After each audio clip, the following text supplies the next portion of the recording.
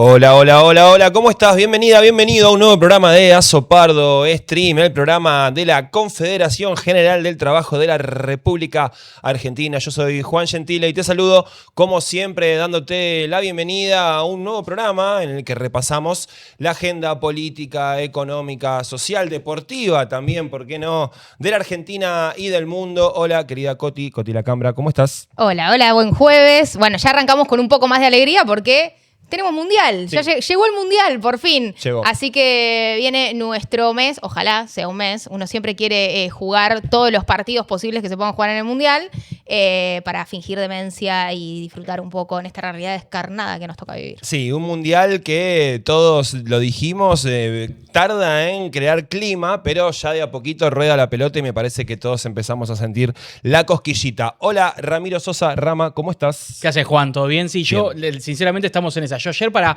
meterle el último bombazo de manija de mundial, aproveché que en Teis Sport, le mandamos un saludo a los compañeros de allá, metieron la final del mundial, la agarré en el minuto 7. Uy, qué sufrimiento. No, terrible, terrible, el minuto 7 del primer tiempo. Y me llamó la atención cómo, viste, la memoria 4 años atrás.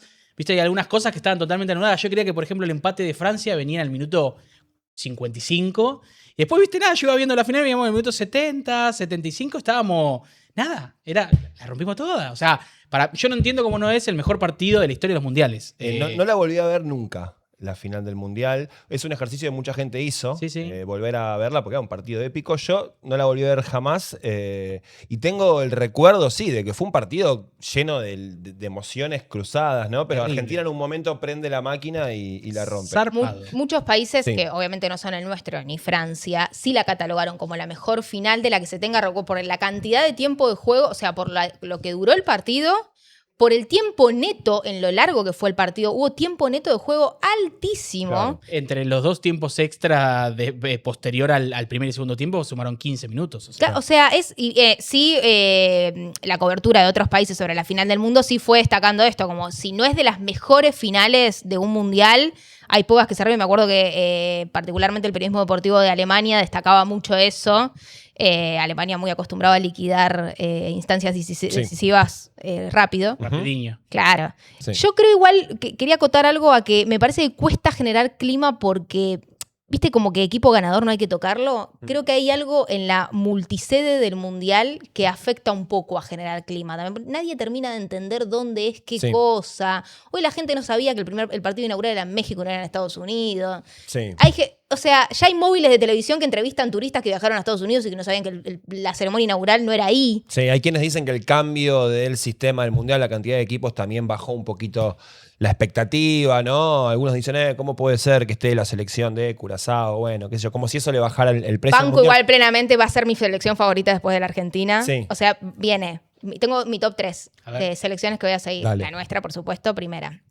Después voy a seguir a Curazao porque si no lo vieron, busquen el colectivo con el que llega la selección de Curazao. Meteorística. Cómo viajaron en el avión, cómo bajaron del avión, cómo tiene una onda extraordinaria. Ellos van a disfrutar lo que les toque participar del Mundial todo el tiempo. Y obviamente a nuestro amigo Tim Payne. Sí, además los equipos que vienen muy lejos de los favoritos generan cierta simpatía, ¿no? Y ¿se acuerdan que en 2014 ese lugar lo ocupó Costa Rica? Sí. Mirá. Sí, Que la rompió, o sea, de repente se despegó y estaba, aparte toda Latinoamérica, pero estábamos todos bancando a Costa Rica porque hizo un mundial que nadie se esperaba. Entonces, Sí. la sorpresa y por ahí ese equipo que le cuesta mucho llegar y que sabemos aparte que a la federación le cuesta costear el mundial, sí genera mucha más empatía. Sí, toda esta empatía hasta que ruede la pelotita contra la Argentina, contra Messi, Por contra supuesto. la Celeste y Blanca. Ahí nos ponemos todos Cuando con las arranca- garras, las uñas. Cuando rueda la pelota, a competir. Sí, A competir sí. y vamos a Argentina y vamos a Messi. Está jugando ya México el partido inaugural con Sudáfrica. Bueno, y todos ya empezando a preparar el martes. ¿Ustedes ¿no? quieren adelantar sus prodes o no? Eso, ¿hubo PRODE? Era mi pregunta. Porque podemos hablar del partido que pasó Yo y que va a venir. Voy cabulero.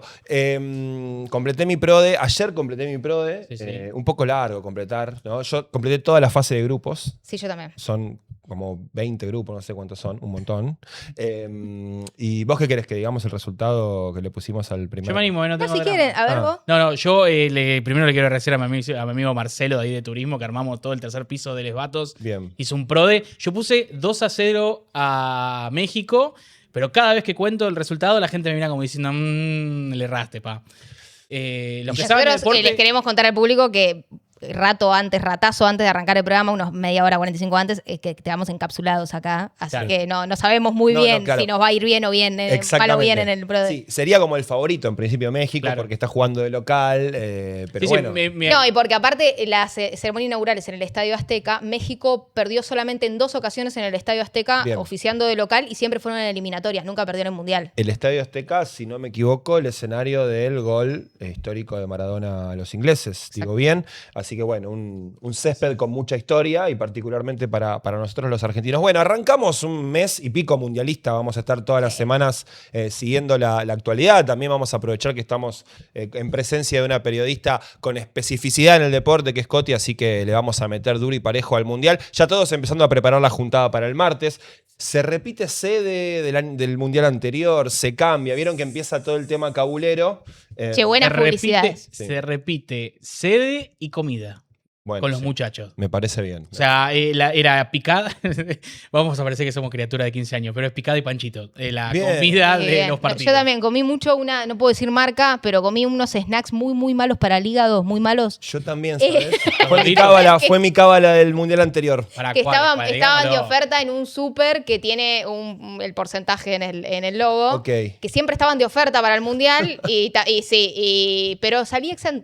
Ari, sana. vamos a meter chivo con alguna de las marcas, digámoslo, porque ¿cuál Que es? pongan y después. Ah, listo, ahí va. Ok. No, en mi Ahí va. caso fueron los chisitos. Vamos. ¿Es una marca los chisitos? No, es No, un porque formato. es un formato. Es un formato. Bueno, en mi caso, el primer partido que en Argentina me bajé 6 latas de birra y un paquete grande de chisitos. Entonces dije, bueno, a partir de ahora tengo que hacer esto siempre. Llegaste. ¿Y dónde te lo metes? A la Juan, final ah. llegué en malas claro. condiciones, pero sostuve la cábala. No Bien. sé, bueno, voy a intentar ahora en el primer partido contra Argelia, sostenerla, a ver qué pasa. Uno, viste, como viene de que le salga bien, empezás a tener ciertas precauciones que no hay que tener. Porque uno dice, bueno, voy a elegir un plan medio light porque si no llega a ir bien, después tengo que sostener esto hasta el final. No hay que aprender de eso. Hay que hacer Sí. todo a todo nada. A fondo. Como si A fuesen fondo. estos 3 partidos y nada más. Sin medias tintas. Exacto. Sí, totalmente. A los tibios los vomita Dios. Exactamente. Decía el Diego. Escúchame, bueno, venimos de una semana también con la emocionalidad a flor de piel. Va a ser el tema también de este programa. Es una misa ricotera la que vamos a hacer hoy en Azopardo, después de lo que fue la muerte del Indio Solari y la demostración de amor, cariño, encuentro, comunidad profunda que dio el pueblo argentino, no solamente el día que se conoció la muerte, allí en Plaza de Mayo, sino también el día domingo, en el velorio a cielo abierto que se le hizo allí en Avellaneda, luego que el gobierno nacional negara las instalaciones del Congreso de la Nación para verarlo, como se hizo con muchos otros artistas. Por ejemplo, se me ocurre Mercedes Sosa, hubo varios. Bueno, finalmente allí la provincia de Buenos Aires, el municipio de Avellaneda, también con otros sectores del peronismo, rápidamente resolvieron y pudieron ofrecer un velatorio acorde a la figura del Indio Solari, que nos atraviesa a todos y todas las que queremos a este pueblo. Nos han acompañado sus canciones. Le vamos a dedicar este programa a él, a su memoria, a todo el pueblo ricotero, y vamos a tener invitados que nos van a compartir sus historias, tengo unas ganas de sus hacer experiencias. Sí. Rememorar viajes. Vos sabés que yo no viajé nunca, es una deuda pendiente. Mirá. No viajé nunca a ver ni a los fundamentalistas ni a los redondos en su momento, no los vi nunca en vivo. Un par de veces estuve al punto de confirmar y por una u otra cuestión no me subí a ese bondi. Obviamente ahora lo tengo como una deuda pendiente, pero bueno, el encuentro del otro día en la zona del predio ahí en Domínico, también estuve en Plaza de Mayo. Fue bastante revitalizante.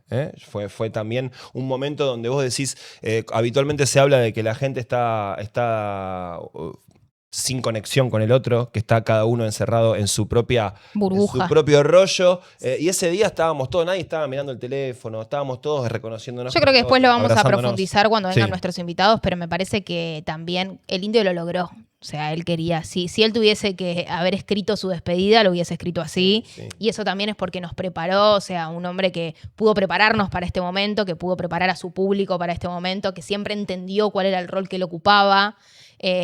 Y me parece que por eso también se dio esa mancomunión y la familia escribió con sus palabras y todos entendimos perfectamente qué teníamos que hacer. Sí. Otro que no fue tibio nunca, ¿no? Y siempre dijo lo que pensaba y no tuvo pelos en la lengua para enfrentarse con quien tenía que enfrentarse desde el discurso. Y también su poética, sus canciones nunca fueron tranquis, nunca fueron conformistas. Entonces, en ese sentido, y también, bueno, los recitales de los redondos, de los fundamentalistas, fueron siempre rituales populares, rituales paganos, fiestas, y no podía ser de otra manera la despedida, ¿no? Cuando muchas veces estamos acostumbrados a despedir a nuestros seres queridos con ceremonias muy solemnes, ¿no? Muy tristes, bueno. El pueblo, cuando tiene que despedir un ídolo, lo hace con una fiesta popular como fue lo que vimos el fin de semana. Bueno, dedicado al indio, este programa, vamos a estar conversando con varios invitados y invitadas. Va a estar Lucha Miranda, que es periodista de la Rolling Stone, va a estar conversando con nosotros. Va a venir Agustín Lechi, que es secretario general del CIPREVA y ricotero de ley. Hay un archivo ahí que tenemos que... Hay un carpetazo. Hay carpetazo para Lechi. Sí, si no, él no está al tanto, así que lo vamos a sorprender en vivo. Yo lo conocí en una época muy rockera, en su juventud. Ahora es un dirigente sindical serio, por supuesto. Y debe ser rockero. Sí, claro que sí, claro que sí. Pero una bueno, cosa no puede ir luqueado. No presupone la otra. Rolinga negociar paritaria, no se puede, no se puede. O por ahí sí, no sé, se lo vamos a preguntar. Te sorprenderías. ¿Cómo maneja esa identidad? No, seguro, seguro. Y también después va a venir Juan Manuel Strasburger, también periodista, escritor, para reflexionar, además de la figura del indio, de la profundidad sociológica que tiene, ¿no? Los ídolos populares, cuando están, cuando dejan de estar, en qué se transforman, cómo reaccionan las sociedades, los pueblos. Bueno, nos vamos a meter con todo este tema a lo largo del programa. Dos noticias que no podemos dejar de comentarte. Mientras todo esto ocurre, la actualidad política de la Argentina está a full. Bueno, por estos días está todo el mundo hablando de la declaración jurada del jefe de gabinete Manuel Adorni, que finalmente llegó. Ustedes se acuerdan que hace, no sé, 30, 40 días el presidente dijo, ya llega, está viniendo. Sí. La están por presentar, bueno, tardó 30, 40 días. Aparentemente el jefe de gabinete tenía mucha plata en un pendrive que había hecho invirtiendo en bitcoins. Yo me puse a revisar todos los pendrives de mi casa. No encontraste. En una de esas no encontré nada, no encontré un carajo. Yo quiero decir una cosa, nos están tomando el pelo porque esto es parte de un capítulo de una sitcom norteamericana muy conocida que se llama The Big Bang Theory. Que se dan cuenta un par de años después que habían guardado habían comprado unas criptos y las habían dejado en un pendrive y resulta que ese pendrive lo cambiaron por una figurita de no sé qué. O sea, es una escena de una sitcom. Mirá, no tenía ese datazo. Pero lo otro me parece que es como una serie de eventos desafortunados porque venimos de cuando Pato lo apura, Pato Burrich lo apura y le dice, pero si tenés todo en regla, presentala. Claro. Él vuelve a ratificar que él no tenía por qué apurarse porque lo estaba haciendo prolijamente con su contador porque... tenía todo en blanco. Puedo. Sí. O sea, él usó la palabra tengo todo en blanco. Entonces, sí, incluso el presidente Javier Milei dijo que se la presentó y que estaba todo perfecto, pulcro. Después, ayer Adorni en la entrevista bastante agresiva para el medio en el que estaba, dijo que no fue necesario mostrársela al presidente de la Nación. ¿Viste? Ahí ya empiezan las contradicciones, pero bueno, es un gobierno que los archivos le son difíciles y bueno, nos encontramos con estas cosas. Sí, está lleno de inconsistencias. Muy flojo de pelpa. Sí, muy flojo de papeles. Es inevitable señalar que hay varias mentiras. Justo hoy Hugo Alconadamón, el periodista a cuya cuñada le impugnó el gobierno su postulación como jueza, porque no le gusta el trabajo que hace Alconadamón, publicó una nota donde hablaba de las inconsistencias de la declaración jurada de Adorni. La recomiendo ir a buscar si no estás tan en tema, porque realmente son muchas. Y lo que hay que decir es que el jefe de gabinete se está riendo en la cara del pueblo argentino, ¿no? Del pueblo trabajador, en un contexto de mucha dificultad económica, una persona que aumenta su patrimonio de una forma inexplicable, que tiene una de las máximas responsabilidades institucionales del país, es el jefe de todos los ministros, está entre las 2, 3, 4 personas más importantes institucionalmente de la República Argentina, que no puede explicar cómo en 2, 3 años se compró todo lo que se compró, tiene todo lo que tiene, supuestamente invirtió en Bitcoin. Después ahora están apareciendo archivos de notas, de cuando él opinaba en algunos streams diciendo que no tenía ni idea del manejo de la inversión en Bitcoin, que no le parecía. Y para ese entonces ya tenía que haber ganado porque lo que él referencia es que este boom lo tiene del 2013 al 2018, una cosa así. Y que tampoco estaban las declaraciones juradas del año pasado ni del anterior, que ya era funcionario Para mí público. es eso, o sea, son dos declaraciones juradas las que presentan los funcionarios públicos. Una es la declaración jurada propiamente dicho, que es como un viso de todo, un visú, se dice, de todo lo que tenés. Y después hay una declaración jurada patrimonial, que es la que hay que presentar todos los años, que yo tengo, mi posesión patrimonial es esta, si la cambio tengo que poner otra cosa y qué sé yo. Hay algo que nosotros cuando entramos a nuestras apps bancarias siempre nos preguntan, que es, ¿usted es una persona PEP? Sí, que quiere decir políticamente expuesta. O sea, no hay forma en que en tantas instancias de la vida cotidiana uno permanentemente niegue el rol que tiene como funcionario público, porque te lo recuerdan hasta las aplicaciones. Ahora creo que el banco te lo pregunta para cualquier transferencia medio boba, te pregunta si sos una persona políticamente expuesta. Entonces, no puede haber sido una distracción. A mí lo que más me parece que enoja ya en este sentido y a esta altura y después de mucho tiempo de este desmanejo, es la insistencia en tratarnos de tontos. Sí, eso. Que te tomen de boludo. Es medio coral. Sí, en todo caso, el boludo de Mariano Adorni, que con declaraciones jugadas que cobraba 2 mangos con 50, se había olvidado que tenía como $500,000 adentro de un pendrive. O sea, la verdad que nada, es un chiste. Sí, un chiste constante hace meses. Apareció inscripto después en el régimen de inocencia fiscal, es decir, en el blanqueo que sacó el gobierno, también su no es el único funcionario. Hay 14 funcionarios del gobierno nacional inscriptos en el registro de blanqueo. Blanqueando de transparencia fiscal. Sí, que además eso se votó entre gallos y medianoche en el Congreso sin debate. Hoy aparecían los videos del momento en el que se votó, no se pudo ni discutir en el Parlamento la ley de inocencia fiscal. Bueno, veremos cuál es la deriva del jefe de gabinete. Muchos le están solicitando la renuncia, como hace rato. En este caso pareciera ser más evidente todavía, pero bueno, veremos. Por último, le contamos la semana pasada la participación de la CGT y de otras delegaciones sindicales en la OIT. Finalmente salió el documento final de la OIT con una advertencia al gobierno nacional, al gobierno de Javier Milei, tras las quejas, el discurso del secretario general Jorge Sola, de la CGT también. La OIT instó al gobierno argentino a fortalecer los mecanismos de inspección laboral y promover instancias efectivas de diálogo entre el Estado, los sindicatos y los empleadores, que no es más lo que le estamos reclamando permanentemente desde el día 1 que asumió, entre otras cosas, pero que es los instrumentos que tiene la sociedad argentina para poder dirimir las tensiones que naturalmente ocurren entre las distintas partes y que el gobierno se viene encargando de dinamitar permanentemente. La OIT también le manifestó preocupación por la situación de los derechos laborales en nuestro país y recomendó adoptar medidas para garantizar el cumplimiento de las normas laborales internacionales. Adivina si el presidente de la Nación lo va a implementar. No, si ni siquiera mandaron al ministro de Trabajo, mirá si van a implementar. No mandaron ningún representante del Estado. Un papelón, otro papelón más. Es importante el tecnicismo, porque instó que tiene que tomar medidas urgentes en cuanto a las recomendaciones. No es lo mismo que sugerir, no es lo mismo que observar, que son definiciones que se han usado en otros comunicados de la OIT.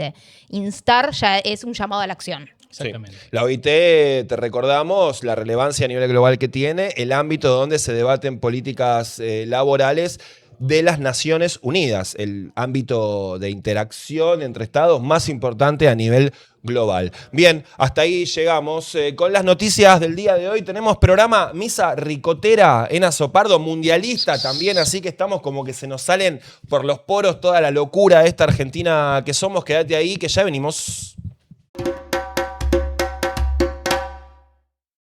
Es una oportunidad muy especial la muerte, para librarte de tus compromisos. La vida para mí no es una cosa que se deba proteger entre algodones. La vida tiene que estar expuesta a la vida. Entiendo de que en este caos que hay se corre peligro, pero bueno, yo también aprendí en esta cultura de que parte de vivir y casi una cosa fundamental es el riesgo de vivir. La vida es decidir estar vivo. Claro, cuando era chiquito no pensaba que iba a cantar rock and roll, no tenía ni idea. Yo he tenido bandas de combate, no he tenido bandas de entretenimiento. No me parece bueno tener entretenida a la gente mientras le están metiendo la mano en el bolsillo. La música es un gran difusor de ideas, y de ideas lo suficientemente ambiguas para que uno no se transforme en un tirano de uno mismo y de los demás. Yo soy agnóstico, qué sé yo, si hay Dios y si no hay, no tengo idea. Ignoro el asunto de Dios, no sé, yo me la tomo con Dios. Aparte, ¿no? Soy agnóstico de izquierda. A mí nunca me gustaron los artistas viejos, los rockeros viejos, a mí me dan un poco de pena. Pero bueno, that's life, eso es la vida. Yo ya no tengo cordero, tengo que ser exitoso en cualquier cosa que haga. Yo tengo una progresión en la música que hago que las bandas no la resisten. Los Redondos no resistieron Momo Sampler. Yo soy un peronista, un artista peronista. Los artistas peronistas somos los que damos lo que tenemos para dar, la gloria que tenemos para ofrecer y no mucho más que eso. El que menos sabe por qué lo quiere la gente es uno. Yo tengo las mismas miserias que cualquiera, soy egoísta como cualquiera y todo, pero depositan en uno o en la música que hace uno, o en la lírica que hace uno sobre todo, como una especie de bálsamo para la parte doliente de sus vidas, qué sé yo. Y bueno, yo lo único que tengo que hacer es no ser fantasma. Yo siempre considero que el escenario es el lugar más cómodo que tengo sobre la tierra. Está toda la gente a favor tuyo, si no haces mucha cagada, no es ni como un partido de fútbol. Sos un boludo si no aprovechás que la gente te da permiso para ser mejor. Son los que me permiten hacer esta vida, la vida de poder hacer lo que quiero, cuando quiero y como quiero. Bueno. Yo no sé por qué soy el Indio Solari. El sold out para mi público no existe, van igual. Cuando va a ver la cámara que se mueve así por el estadio en Jiquilí, no es sopa, ¿no? Un poco más grande del mundo. A mí, no sé si es el tema, no es un tema de los que más me importan de los que hicimos con Los Redondos. Me parece que es un rock and roll que está bueno y todo. ¿Por qué lo eligió la gente? Cuando un tipo como yo acepta que obligadamente tiene que terminar el show con eso, es porque le pasó por encima. ¿Y si mañana es el último concierto? Bueno, festejemos. Festejemos. ¿Que sea? Sí. ¿Y cómo es tu brindis final? Graciosos y valientes. Salud, Inga. Salud.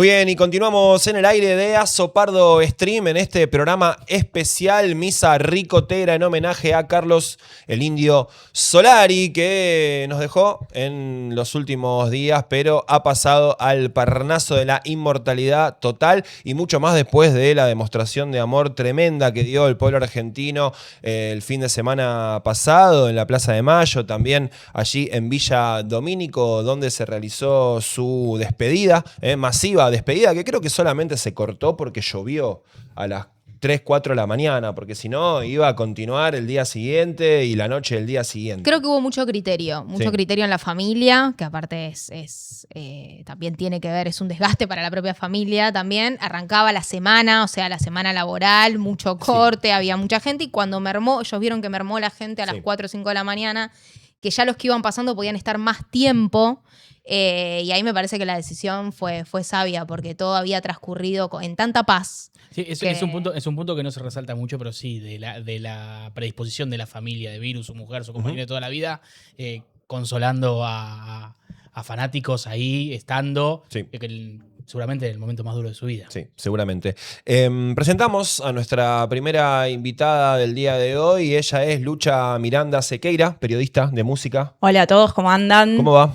Yo acá todavía sigo un poco emocionada después de estos días bastante fuertes, bastante conmovidos. Desde la calle hasta todos los espacios virtuales, sigo encontrando muchísimo amor al indio, muchísimas anécdotas, gente que quiere conectar con otros contando cómo conoció al indio, cómo atravesó su vida.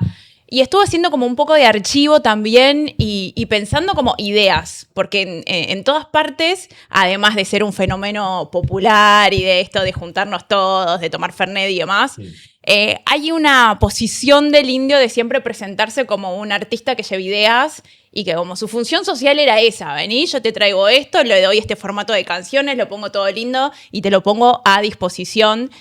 Y pensaba mucho en este cariño. Y me apareció una persona, que es Mufercho Martínez. Mufercho no sé si está vivo, eso no lo chequeé.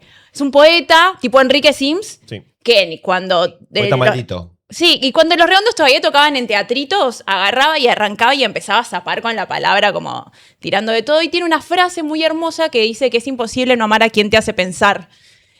Y dije, claro, eso es lo que pasó todo este fin de semana. Está todo el mundo, en este contexto político-social que no tengo que agregar absolutamente nada, como rebalsado de amor por alguien que le abrió la cabeza, que jamás lo subestimó y que le trajo autores y personas que son como inéditas. Porque, también así como nos encontramos estas situaciones de amor en la plaza, en Domínico, en internet, en Instagram, que no paran de aparecer fotos de una chica que estaba en Valeria del Mar sacándose una foto con el indio y demás, también tenés a gente que no puede digerir lo que es un fenómeno social y que no puede digerir el amor por una figura popular.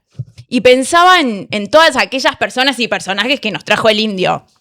Me hice un listadito con unas entrevistas que estuve leyendo mientras él estuvo vivo y decía Residents, Prodigy, Ray Bradbury, el Cuarteto de Alejandría que lo repetía sin parar, Norman Miller. En el librito de Porco Rex hay una frase en el booklet de Clarice Lispector.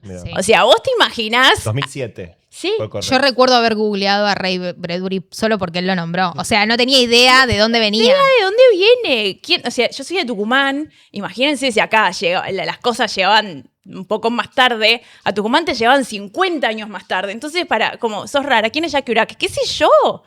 Y el chabón venía y te aparecía como que te indicaba también de alguna manera para dónde llevar tu rebeldía y cómo por ahí la cultura te podía dar otra comprensión sobre el mundo. Entonces pensaba mucho en esos ojos que él nos prestó para ver, esos anteojos que nos prestó para ver, y creo que lo que pasó todo el fin de semana, específicamente lo que más me emocionó, que fue ese festejo totalmente hermoso que fue Plaza de Mayo, también principalmente, porque fue todo, como nos juntamos ahí, vamos a estar ahí solos, acompañados, familias, haciendo lo mismo que hicimos en cada una de las fechas, que fueron un montón. Bien pagano, bien deforme, ¿no? Porque cada uno con su identidad, con esa cosa tan diversa que tiene el pueblo argentino. Es que eso era lo más rico que tiene el indio para mí, que te encontrabas con gente de todas clases sociales, gente que por ahí no veías nunca en microcentro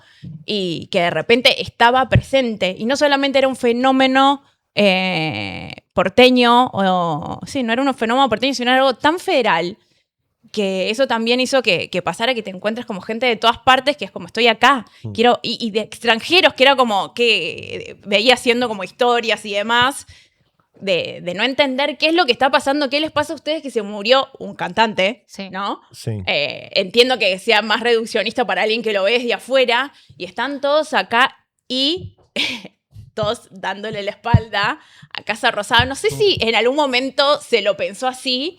No sé si eso fue como que se dio. También me pareció un poco raro que todos hayan hecho quedó como la fiesta de un lado para el otro, ¿no? Sí, poca policía también, lo Poca mismo que en policía. Domínico, digo, en el sentido de que si vos no, al pueblo, a la gente, cuando hace demostraciones de amor, no la estás hostigando desde la Fuerza de Seguridad, no hay incidentes de ningún tipo. Había algunos picanteando ahí cuando vos te empezabas a ir para... salías de Plaza de Mayo. Avenida de Mayo, ¿no? Había alguna que otra cosa. Los vendedores Pero, ambulantes, claro. pero hasta ahí nomás. Sí, como que también estaban buscando que se pique, porque si ves a alguien que está trabajando y que lo único que está haciendo es vendiendo un sándwich, no empieces a buscar. Y más teniendo la historia que hay. Estuvimos toda la semana escuchando los medios hegemónicos diciendo, mirá la cantidad de gente, y ya casi con ganas de calificarlos de cierta manera por su procedencia socioeconómica, y sorprendido de que no pasó nada. Sí. Bueno, son tan negros, no rompieron nada. Claro, gracias, Juan. Sí, yo estaba evaluando, decía, estaba esperando que me dijeran eso. Estaba buscando la palabra. Claro. Sí. Bueno, y hay algo de eso, y más también teniendo en cuenta toda la historia de los redondos con la policía. Sí, claro.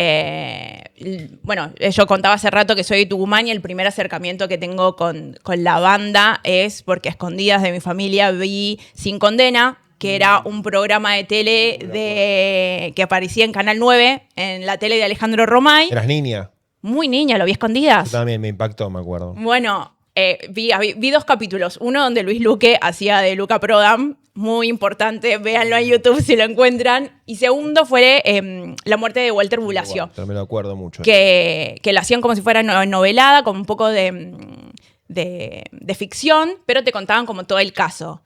Y desde ahí quedó muy instalado que los espacios, por ejemplo, para mi familia de Tucumán, eran espacios de mucha inseguridad, los recitales. Van todos a dársela, como ese tipo de cosas. Y bueno, cuando yo me encontré con esa experiencia, me encontré con otros espacios, con otro tipo de comunidad, y no digo que eso no existía, pero en un mismo espacio no es todo amor y no es todo guerra. Hay como un par de grises, que es lo que se dio durante todos estos años de seguimiento del indio, y que esperamos que otro fenómeno nos vuelva a atravesar de esta manera, porque creo que él lo hubiese querido así, que nos sigan afectando cosas, y que bueno, siempre el deseo de querer conocer más y de querer atravesar la experiencia de estar vivos nos lleve a otras etapas y a otros conocimientos. Sí, que algo te conmueva, que algo te atraviese, ¿no? Profundamente. Eso que parece ser una experiencia que hoy en día está o medio de modeo, que pareciera que no es lo que te propone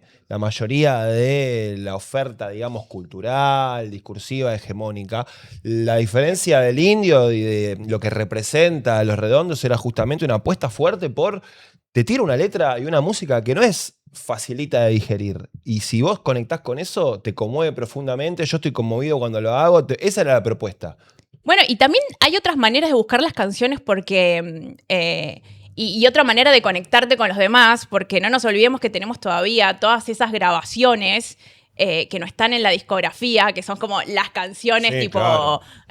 Todos los inéditos que andan dando vuelta. Los inéditos que andan dando vuelta, y que en principio estaban en páginas de internet, como... Sí, que había que descargar. Te tenías que descargar todo eso. Que vos decís, todo me llena de virus la compu, pero me lo descargo Yo igual. convivo un poco con la sensación, y creo que acá Lucha me va a poder ayudar, yo convivo un poco con la sensación que hubo algo de él, artista, que él resignó por nosotros, porque cuando vos los inéditos son, y aparte su propuesta, porque él también ilustraba y los primeros recitales Los Redondos estaban pensados integralmente, o sea, la propuesta era además teatral.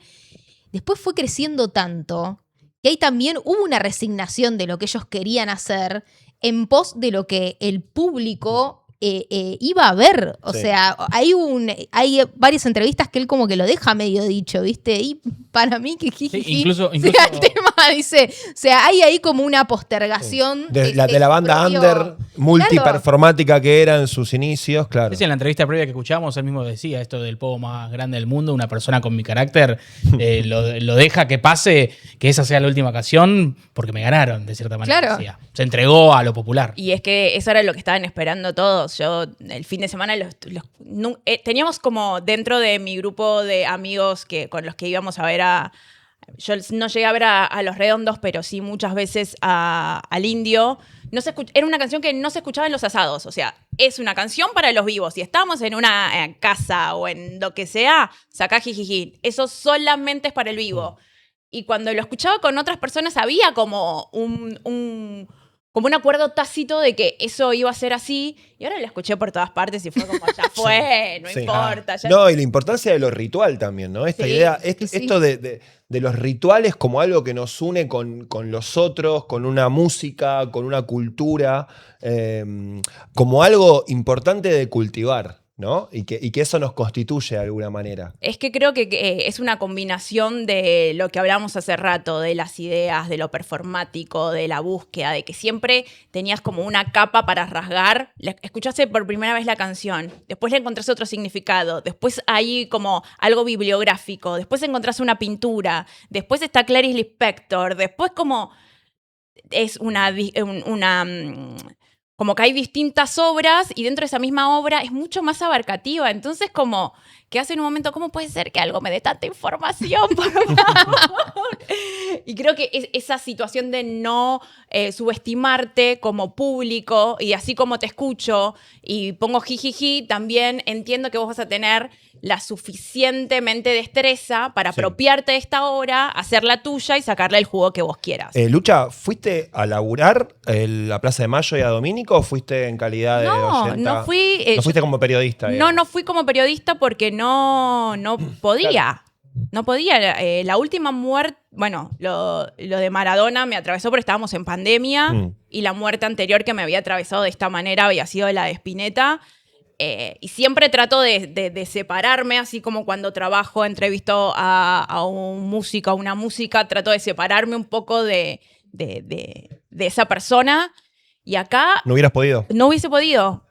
Yo pensé que era más, no sé si más profesional o era más fría, pero no. Lo único que podía hacer era llorar, escuchar al Indio y nada más. Y empezar a buscar sus palabras. Sí. Empezar a buscar sus palabras y decir, bueno, me voy a aferrar a esto. Creo que tenemos un montón de archivo y de cosas para ver. Sí. Como para dentro de no sé, seguir haciendo el funeral más largo del mundo. Sí, totalmente. Vamos a recibir a un nuevo integrante de esta mesa. Es Agustín Lecky, secretario general del CIPREVA, del Sindicato de Prensa de Buenos Aires. Hola, Agus, ¿cómo estás? Bienvenido acá a Sopardo, el stream de la CGT. Bien. Muchas gracias por la invitación. Acá, haciendo, mientras te pedimos que te acomodes un poquito. Sí, encuadramos. Oye, pero vamos a hacer así. También un poco pagano porque necesitamos... Desprolijo como es el pueblo, o sea... el pueblo ricotero. Así es, desprolijo como es el pueblo ricotero. Acá estamos acomodando a nuestros invitados para que entren bien en cuadro. ¿Sí? Un poquito más. Bueno, mientras nosotros te podemos ir contando que en las redes nos tenés que seguir porque Azopardo tiene Instagram. Tiene Instagram, el canal de YouTube, que canal de YouTube. Síganos en el canal de YouTube, tienen que apretar la suscribir. campanita. Twitter, así es. En Twitter. Todo eso es muy importante. Twitter, estamos en Instagram. Sí, Azopardo Stream en todas las redes. No lo estamos metiendo. Ah, sí, lo estamos, sí, no. Sí. Digo, lo estamos metiendo, Rena me va a matar. Pero sí, lo estamos metiendo. Así que ahí va. Estamos ok con el encuadre de nuestros invitados. Ahora sí, Agus.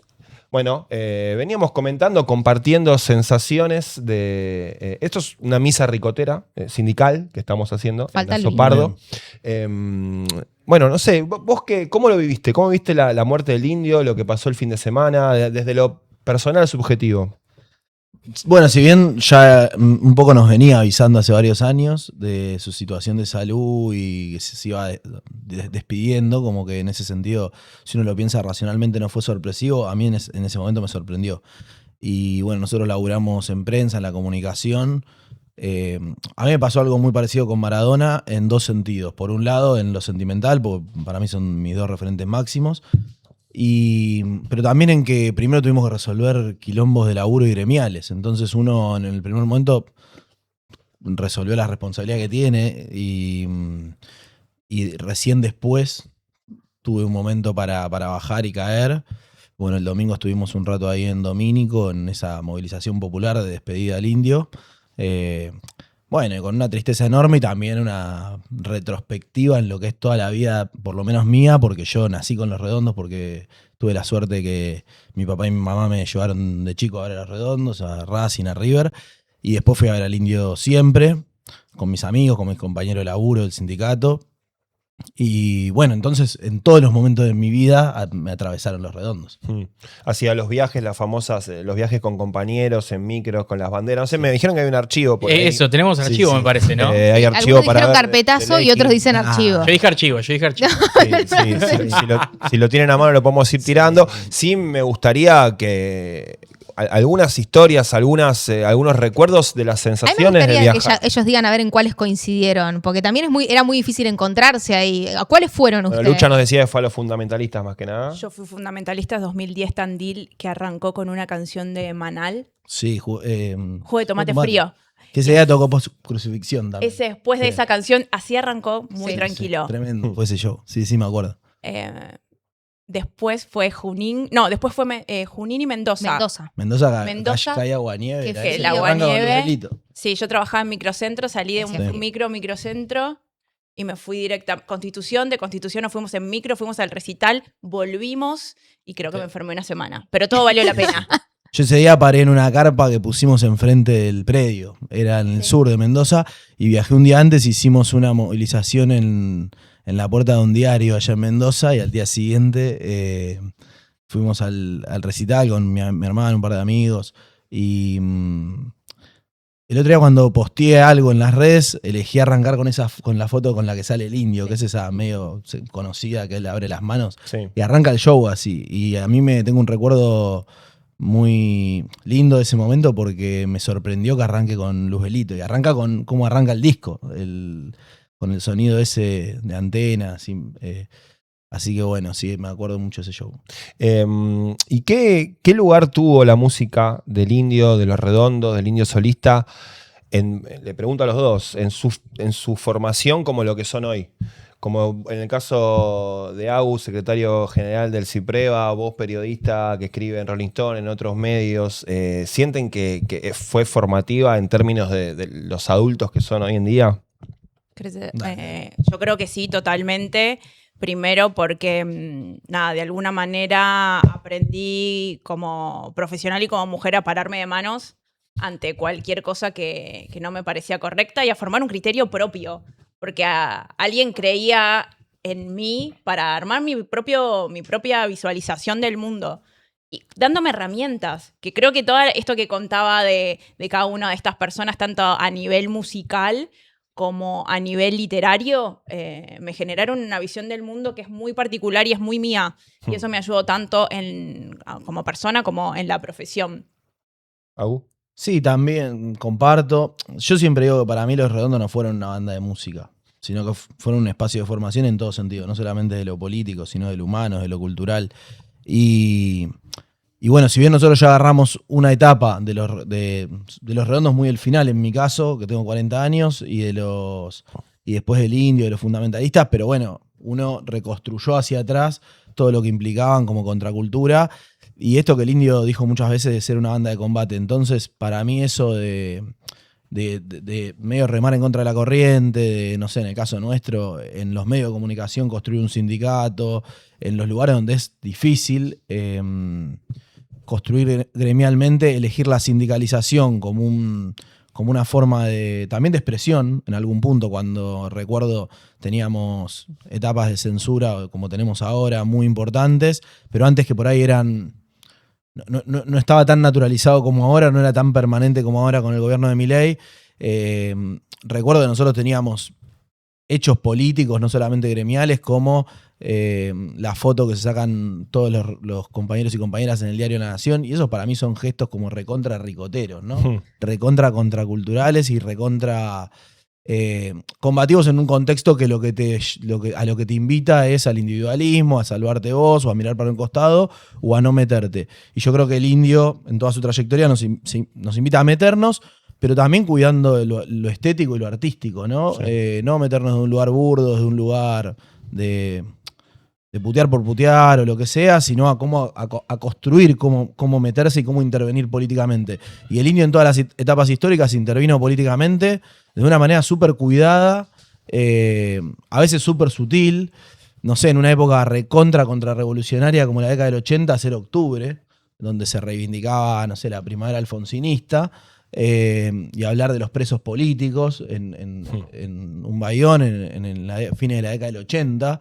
Entonces me parece que esas intervenciones, o incluso, no sé, pienso en los 90 cuando estaba todo mal y los pibes y pibas de los barrios no tenían ninguna referencia política, la referencia terminan siendo Los Redondos, que le cantaban también a los pibes que por ahí tenían una salida que no era la salida que te ofrecía el sistema. No sé, pienso en Rock para el Negro Atila o temas así a mediados de la década, al principio de la década del 90.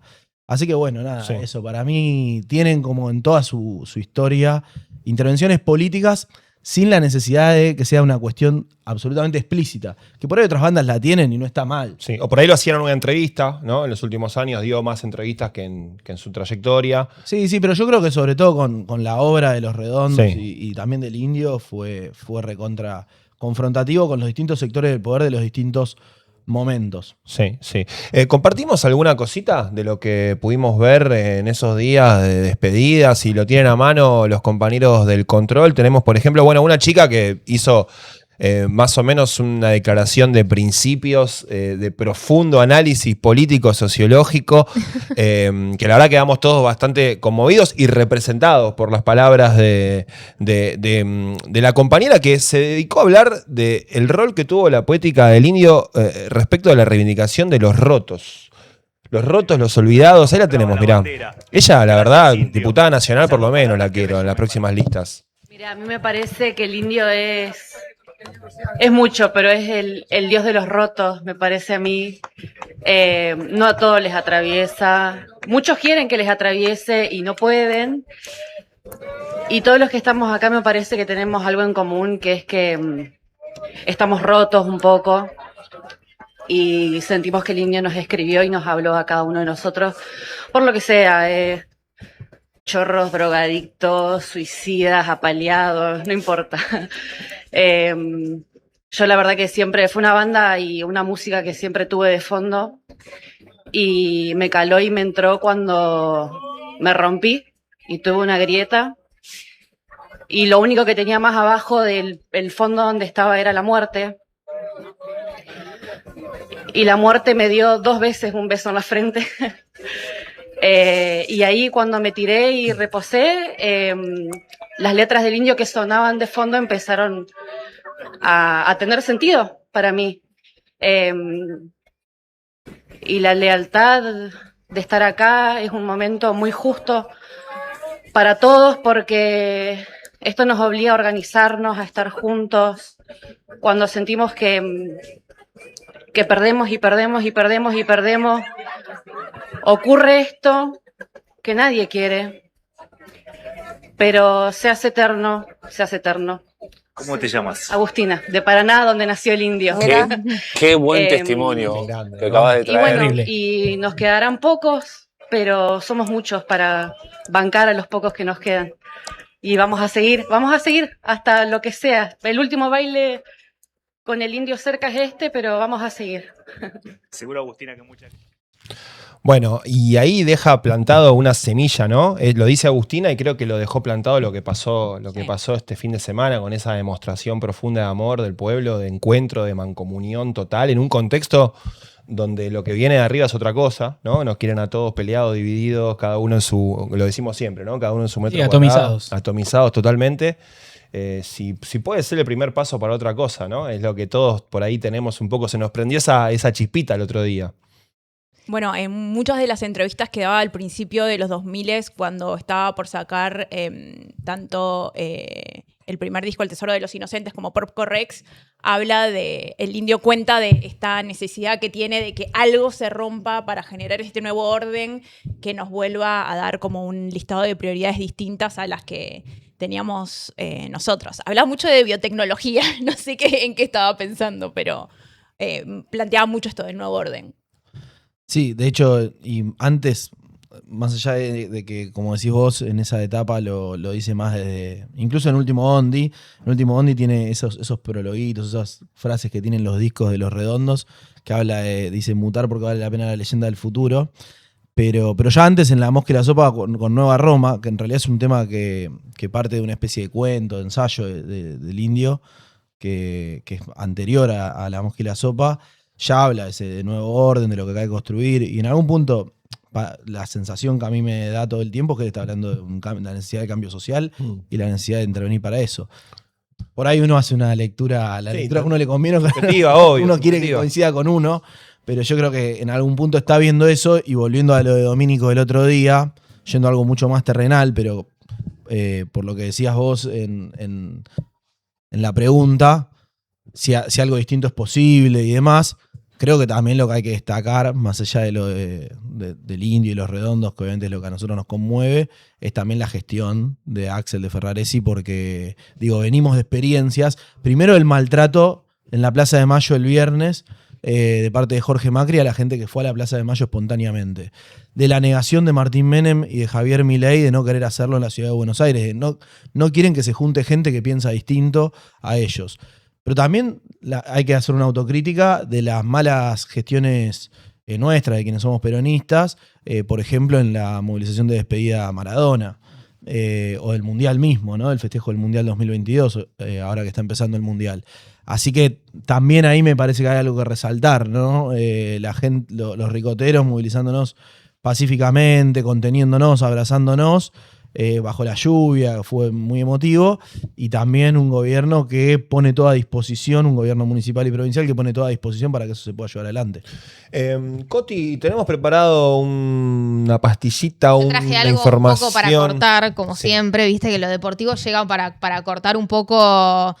Yo les quería preguntar algo más periodístico a los chicos, pero lo voy a dejar para después. Dale. Porque viste que cuando uno hace la carrera, Sí. te preparan para tener parrilla, y en general te dicen que a la gente muy conocida o a la gente muy famosa hay que ir preparando las notas de cuando ya no va a estar. Ujú. Es horrible, pero Sí, es así. hacer las necrológicas Yo cuando lo para- cuento en casa, en los domingos familiares, Sí. me dicen, pero no pueden estar pensando que la gente se va a morir. Sí, nosotros trabajamos así. Se han publicado necrológicas por error en algunos Se han diarios publicado antes de que la necrológicas por gente error. muera, sí. Entonces dijimos, bueno, a ver qué podemos contar de que no tenga que ver tanto con esta despedida. Y Andrés Burgo escribió una gran nota buscando, que fue profe mío, y le mando un beso.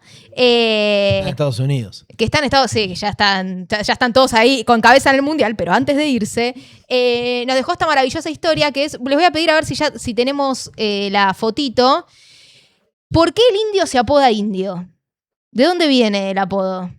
Yo no tengo ni idea. Yo no lo sé. No. Ah, ¿vieron? Buenísimo, ¿Vieron? Bien, ya, bien, perfecto. Porque es un apodo estrictamente futbolero. Viene del fútbol. Jorge Raúl Solari, hermano de Eduardo Solari, que lo conocemos porque es actual, fue un gran jugador de fútbol, pero ahora es el papá de Santiago Solari, que es el que conocen los pibes, los que están del otro lado. Este es el que está con la camiseta de River, es Jorge Raúl Solari, apodado El Indio. Fue un jugador de muchísimo éxito en esa época, en los 60s.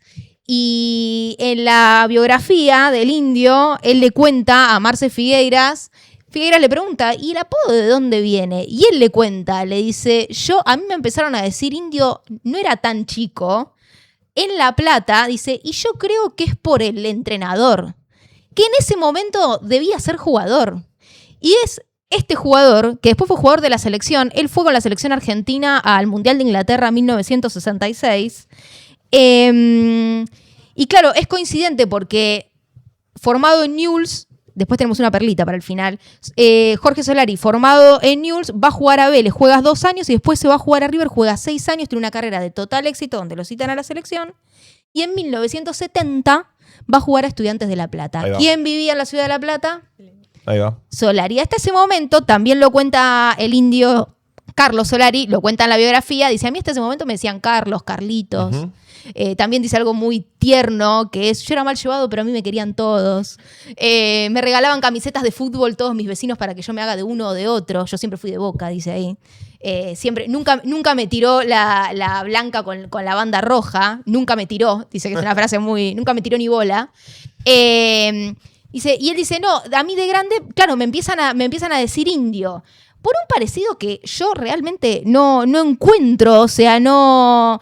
Entonces... buscamos por qué al Indio Solari, el jugador Jorge Raúl, le dicen indio. Y al Indio Solari le empiezan a decir indio al jugador porque era muy bruto para jugar. Entonces, como nosotros decimos, este es un indio jugando. Sí.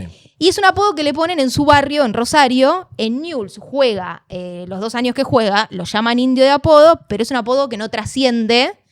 Viene a jugar a Vélez. Hasta que se va a Vélez viaja a Rosario con el capitán de Vélez, su compañero, y sus compañeros en Rosario le empiezan a decir indio. Entonces, cuando vuelve, le dice, a los compañeros de Vélez le dice, este está apodado indio, ¿sabían ustedes? Me enteré en Rosario. A nosotros siempre le decimos Jorge, dice, este es el indio. Y el que estaba atrás de la parte de afuera del vestuario era Muñoz. Entonces, en el próximo partido, cuando lo relata, Solari hace un gol y Muñoz dice por primera vez, que en ese momento era el que sentenciaba todos los apodos del fútbol argentino, dice, gol de Jorge el Indio Solari. Y ahí queda el apodo inmortalizado en el jugador y después pasa a ser el apodo del indio solamente por este cruce que es que cuando va como jugador Jorge Solari a La Plata, es en la época donde Estudiantes de La Plata gana 3 Copas Libertadores consecutivas, 68, 69 y 70. Él sale campeón en el 70. El apodo viene algo así. El indio no lo dice porque vieron que era muy recatado en ese sentido, pero el apodo, la reconstrucción es que le dicen, vos sos un maestro, vos sos como el Indio Solari. Claro. Y ahí le queda indio, porque en ese momento era el auge. Ahí va. Y después, nuestro amigo Jorge Raúl, el indio original, sería, porque es el indio original, dirige, después se transforma en DT y tenemos la segunda fotito, que es que va a dirigir a Diego Armando Maradona en el 93 en su vuelta. Ese es Pochettino, el que abraza a Maradona. Sí. Ahí están, ese es Solari. Puede ser que haya un parecido, pero es muy mínimo. No está buscado por el parecido. Está buscado por el apellido y está buscado por esto de que le decían maestro. Este es el Diego en 1993 cuando vuelve a jugar a Newell's. Solari había salido campeón con Newell's en 1988. Esta campaña no fue tan buena. También salió campeón con Estudiantes y con Independiente. Y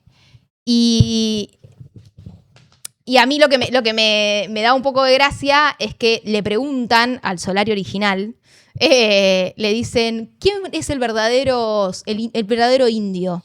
¿Es usted o el músico? Y dice, modestamente creo que soy yo, porque yo nací antes, solo 7 años antes, dice, pero él ya me pasó, es mucho más conocido que yo. Así que esa es un poco la pastillita que traíamos hoy como para poder pasar un poquito más distendidamente. Y otro recuerdo, porque aparte el indio lo cuenta y se hace cargo y dice, no, a mí no, me empezaron a decir indio y yo no acusé mucho recibo. Claro. Y después pensar, Solari Jorge fue un gran futbolista y fue un gran técnico, campeón y gloria de esa época, que son jugadores no tan recordados porque el fútbol después se hace el espectáculo que es hoy.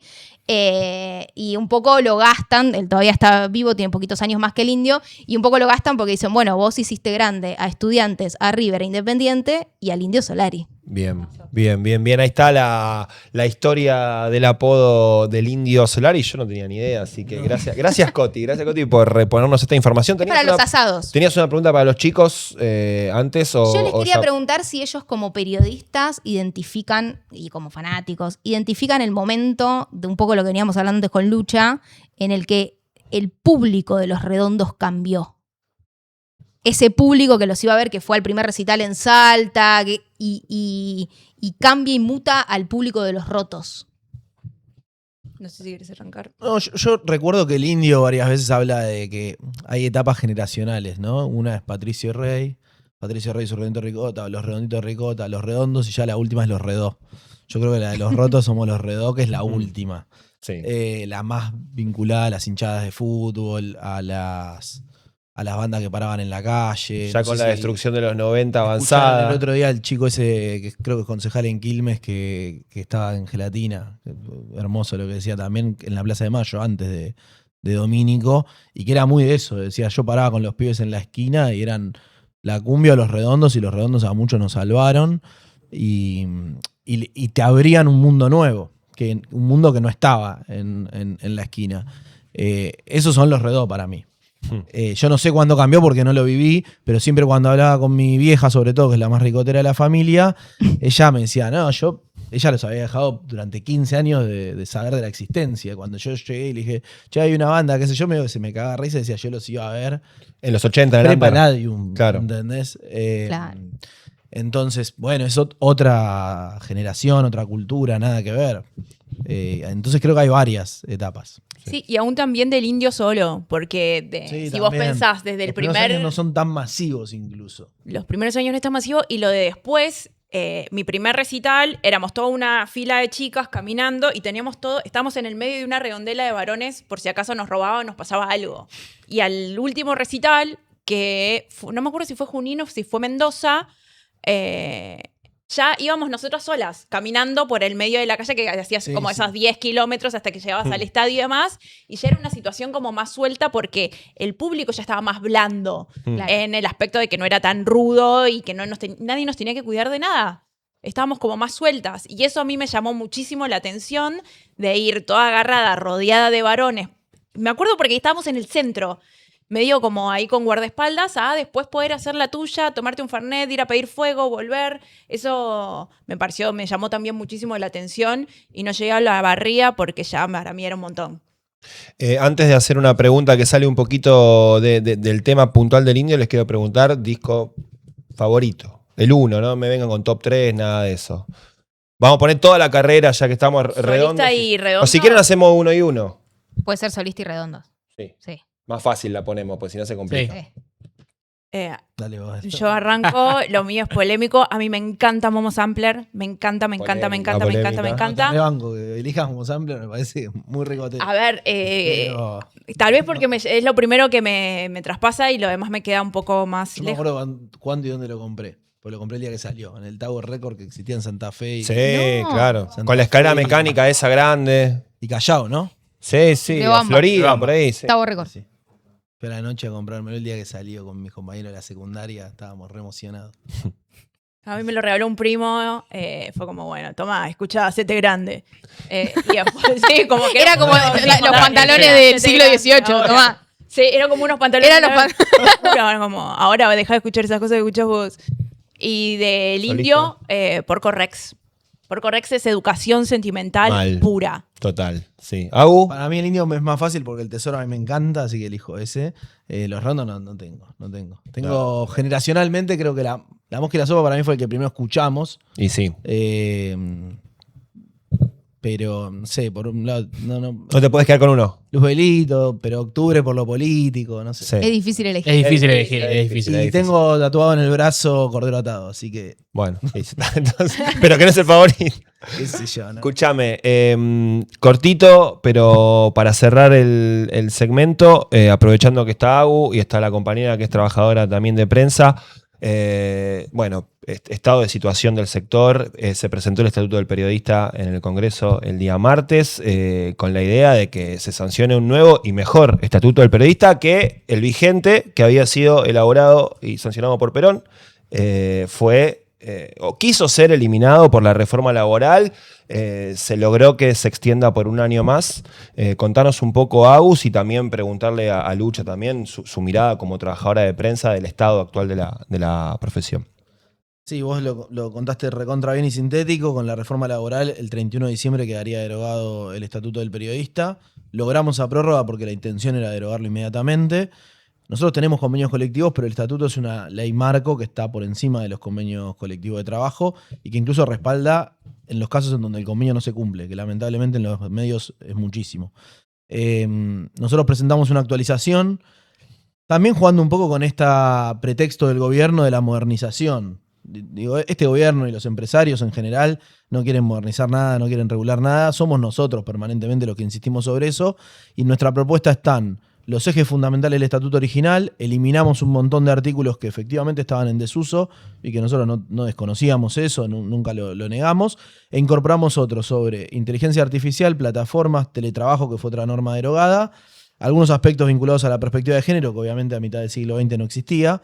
Licencias contra la violencia de género, derechos de cuidado, y otras vinculadas a la situación que vivimos hoy, lamentablemente, los trabajadores y trabajadoras de prensa en las coberturas de exteriores con situaciones de violencia institucional, de represión. Ya las empresas están poniendo el grito en el cielo. Hoy tuvimos una reunión con la Cámara de Televisión por otra cuestión y están diciendo que es una aberración lo que estamos impulsando. Ya están llamando a los despachos de senadores para hacer lobby en contra de la reforma, del planteo nuestro. Así que bueno, vamos a tener que tener mucho ingenio, mucha campaña, mucha lucha y mucha organización para que efectivamente se sancione, pero la presentación que fue esta semana fue muy importante porque hubo senadores y senadoras de todos los bloques. Bien, muy bien. Bueno, esperemos que avance y podamos tener un nuevo estatuto del periodista lo más pronto posible. Gracias, Agus. Lucha, no sé si quieres agregar algo. No, muy completo todo lo que dijiste. Bien. Bueno, gracias por haber venido a Sopardo. Saben que este es un espacio hecho por y para trabajadores y trabajadoras, así que está siempre abierto y un placer poder compartir así desde lo emocional este momento donde todos nos estamos encontrando y ojalá nos seguiremos encontrando en otros ámbitos. Gracias, chicos. A ustedes. Bueno, muchas gracias. Seguimos el bloque que sigue. Seguimos, tenemos más. La mesa No se termina. Quédate ahí que en minutos conversamos con Juan Manuel Strasburger, escritor, periodista. Seguimos pensando en la figura del indio, despidiéndonos, homenajeándolo acá en Azopardo.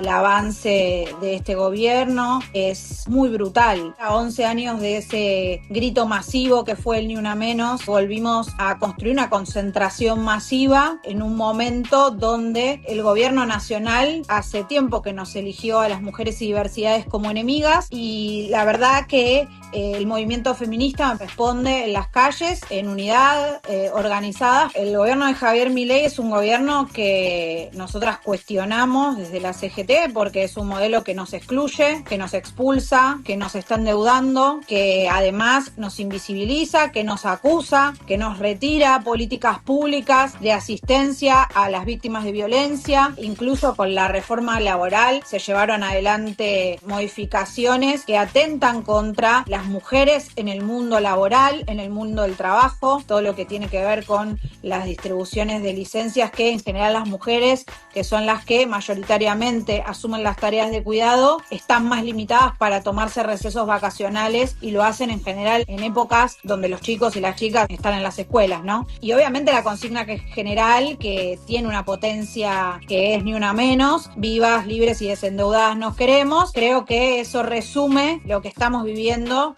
las mujeres y diversidades en nuestro país.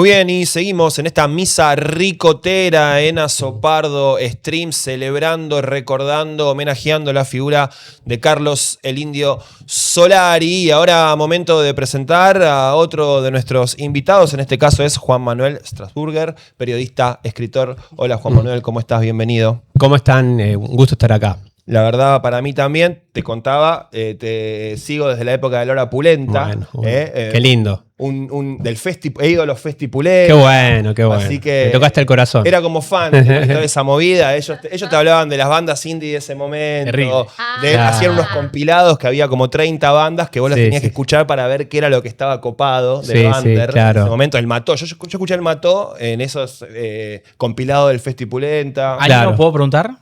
2000, Y el Festipulenta ocurrió entre el 2009 y el 2017. Sí, claro. Más o menos. Bien. Sí, me acuerdo del programa que tenía en Nacional Rock, una Sí. época que había una radio nacional con impronta y con Sí, fuerza. muy lindo.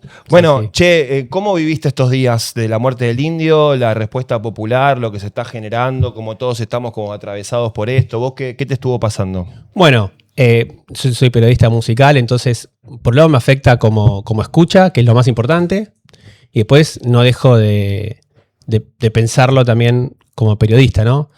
Yo no tengo un gran apego emocional con el indio, porque lo curtí de una manera más no tan directa. Yo tengo un primo ricotero, no soy ricotero, pero como yo tengo una frase que es que los Beatles o te gustan o te encantan, ¿no? Es imposible que una canción de los Beatles no te haya gustado nunca. Sí. Los que dicen no le gustan los Beatles es materialmente imposible, porque algunas lo tarareaste, alguna vez te gustó. Sí. Puede ser que no te encanten. Bueno, con Los Redondos pasa lo mismo. Es imposible que no te gusten, porque son una máquina de crear buenas canciones. Entonces, me incluyo ahí. A mí me gustan. Y además, me parece que Solari es tal vez sea uno de los grandes poetas de la Argentina a secas, o sea, no letrista, poeta, incluyendo poetas argentinos. Sí. O sea, tengo que nombrar poetas argentinos, Borges es uno, bueno, entre los primeros 10 está Solari. O sea, lo incluyo como poeta, o sea, me genera una admiración terrible. Yo llegué a involucrarme mucho con el indio, con Los Redondos, en cuanto a escucharlos. Pero, por ejemplo, yo al indio lo vi en vivo, a Los Redondos no. O sea, yo en esa época, de los 90, cuando yo era era adolescente, no iba a ver a Los Redondos, iba a ver otras cosas. Entonces no tengo ese apego ricotero que hace que me conmueva tanto a nivel emocional. No lo sentí como una pérdida cercana, pero por supuesto entiendo a aquellos que sí, porque todo lo que él hizo, toda la obra que él hizo junto con Sky, es totalmente apegable. Y además, objetivamente, fríamente, es una maravilla. Yo creo que hasta Luzbelito es indiscutible. Y los últimos dos tienen mucho mérito, son más un intento de ellos de adaptarse a los sonidos de los 90, que para mí les restó frescura. Pero tiene el mérito de no haber querido repetirse. O sea, que también tiene ese mérito. Yo tengo ahí un... Recién teníamos el debate de que era lo que más me gustaba. Sí. No, yo coincido bastante, pero no coincido caprichosamente porque lo dijo el indio y no voy a contradecir al indio. Sí. Me parece que ahí hubo un intento, ya el indio estaba queriendo ser... Yo creo que a Los Redondos los atravesaron un montón de cosas. Sí. La situación de los recitales, más el agotamiento de de la creatividad propia que uno va compartiendo con el grupo. Y hubo otro parteaguas más que me parece que el indio se puso un poco más popero. Y en esos últimos 2 discos se ve que no es algo que fluye en banda.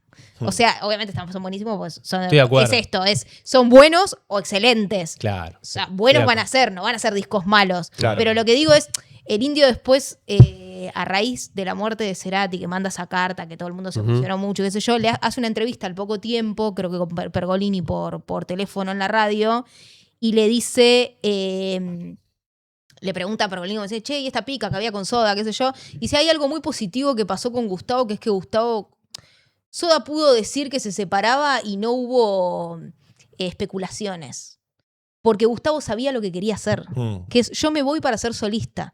Y yo creo que esa ruptura se da con la separación de Los Redondos y el Indio, muy poco tiempo después, ya sale con El Tesoro. Sí. Y es un disco que tiene una identidad totalmente distinta a la de Los Redondos. O sea, Claro. Se pone más experimental. El Indio se nota que empieza en una etapa menos, si se quiere, de canción rock y más experimental. De hecho, el primer Indio solista es como está grabado con medio bola de sonido, Sí, ¿no? texturas, tramas, capas. Muchas capas, ¿no? Sí. Para mí es una continuidad, o sea, es una ruptura con con Los Redondos clásicos. Claro. Pero hay una continuidad con Momo Sampler en cuanto a Claro. profundiza. Y Sky va para atrás. Claro. Sí. Ahí te das cuenta una de las razones por las cuales se separaron. Por más que la razón nominal es que se pelearon por los derechos de los videos, que detrás de eso hay una pelea por el poder, detrás de eso hay una falta de confianza, producto de que el Indio, esto estoy opinando a partir de las cosas que leí, recomiendo muchísimo el libro de Mariano del Mazo, con Perantuono, también el de Gloria Guerrero y el de José Bellas y Fernando García, 100 veces redondos. Bueno, todos esos son espectaculares. Creo que el Indio, tenía también defectos personales como todos, y me parece que en un momento empezó a conducir el barco en forma un poco inconsulta en cuanto a la dirección artística. Y Sky, que me parece que siempre fue una persona muy anticonflicto, fue aceptando hasta que en un momento no se sintió cómodo. Esto es una hipótesis. Sí. Puede ser verdad, puede no ser verdad. Son cosas que yo reflexioné durante años a partir de las cosas que leí y las cosas que me daba cuenta. Y escuchar los discos, que yo me decía, acá hay alguien que no. Cuando yo escuché Momo Sampler, yo no sé si estaba tan contento Sky con lo que estaban haciendo. Sí, de hecho no hay guitarras de las características. Los riffs esos de Claro, no hay esas cosas, Bueno. esos signos característicos de la Sí. presencia de Sky ya no se encuentran en Momo Y Sampler. sale Sky solista a puro riff de la Claro, guitarrita ahí. viste, vuelve Riff como, voy a morir en la mía. Y melódico. Claro. Porque a Mark Knopfler, que es una referencia, por ejemplo, de Sky tranquilamente, solos melódicos, o sea, canciones melódicas. Y el Indio Solari un montón de veces habló bien de Momo Sampler. Le encanta. Sí. O sea que... Pero para algunos es el favorito, recién nos decían. No, está perfecto. Que era, elegiste Ah, eso... A ver, los favoritos son personales. Claro. Una cosa es tu Claro. favorito personal Sí. y otra cosa es desde el lado de una... Si uno se pone en un lugar de jurado y decir, bueno, ahí tenés que evaluar parámetros. La resonancia, la originalidad, la potencia, la capacidad de generar hits, la capacidad de generar una obra conceptual. Bueno, hay un montón de variables que hacen que una obra objetivamente pueda estar arriba de otra, ¿no? Bueno. Momo Sampler lo que tiene el valor es que dialoga con el sonido de su época, intenta renovar, y bueno, y si no siempre es fresco eso es otra discusión. Sí. Pero bueno, el niño estaba contento. Y también metiéndonos un poco, está bueno Sí. esto, porque después hablemos del por ahí el fenómeno, ¿no? Alrededor. El fenómeno también. Es otra cosa. Pero digo, metiéndome un poquito más en lo musical, aprovechándote que está Juan. Viste que ahora se habla mucho del post-punk, que hay como una vuelta del Sí. sonido crudo. Bueno, pero uno pone Octubre. Y es de una crudeza, es fabril, suenan las violas Sí, bien filosas, ¿no? Y es el más post-punk como se lo entendía en los 80. A mí es el favorito, no lo dije antes, pero mi favorito es Octubre. Bueno, de la crítica considera que el mejor es Octubre. Bueno, la crítica. bueno. El consenso crítico puede estar equivocado. Sí, claro. Bueno. Pero bueno, supuestamente es el que ocuparía un lugar, se hacen en los 100 discos según la Rolling Stone de Estados Unidos, y estaría ahí arriba. El representante, ellos elegirían seguramente Octubre. Bueno. Sí, es como ellos entendían. Es muy interesante ver cómo las palabras te van marcando el cambio de Los Redondos, ¿no? Se les dice redonditos. Cuando vos escuchás a alguien que dice redonditos, te das cuenta que los empezó a curtir en los 80.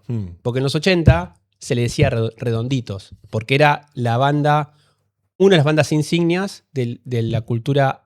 No se decía under, se decía o subterránea, subte o underground, toda la palabra entera. La Apócope Under es una marca ya posterior, de los 90. Toda esa movida del paracultural. Nadie decía under, decían underground. Palladium. O decían subterráneo. o subte. Se llegaba y yo llegué a escuchar Literalmente, la Literalmente, mayoría de sí. los, literalmente Movimiento- tocaban sótanos. digamos. movimientos subte porque era sótanos, porque estaba fuera de la cultura oficial. Yo tengo un primo que me lleva 6, 7 años y él curtía todo eso. Él fue el que me introdujo a los redondos, ¿no?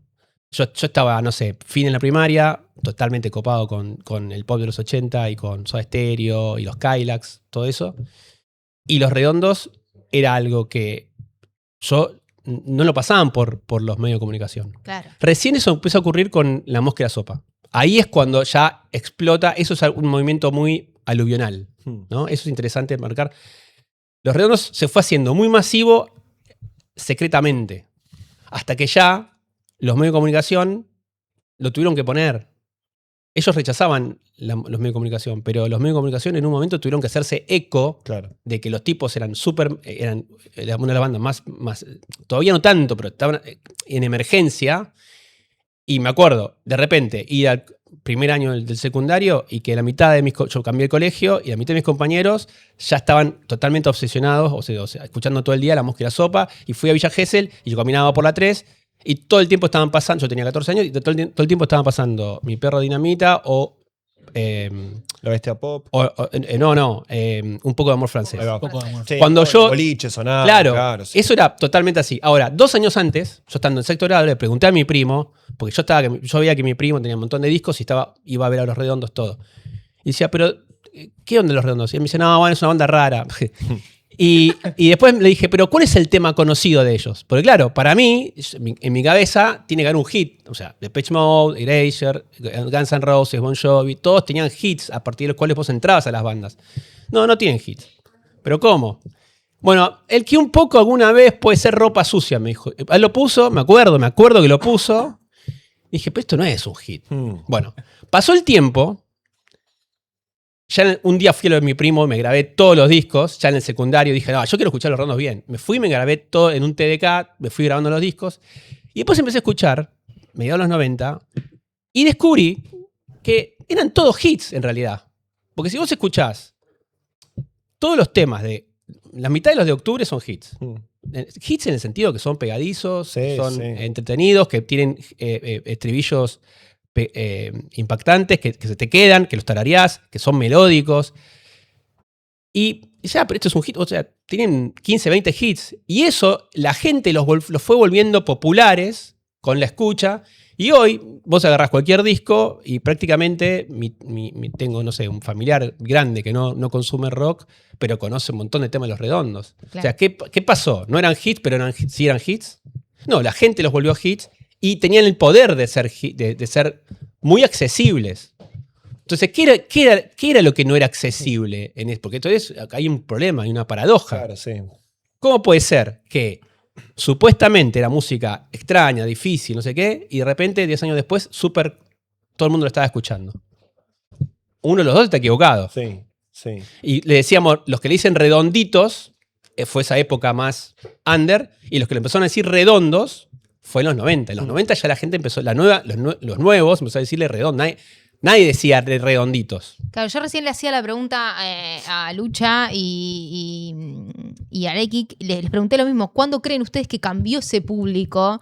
Porque hay un cambio entre el público que los consume en el underground y el pibe de los astilleros. Que es el público otro de después. Hitazo. O sea, ese es el público, para mí, ahí se marca la distinción. Bueno, hay dos quiebres, creo yo. Claro, el quiebre de ser redondito.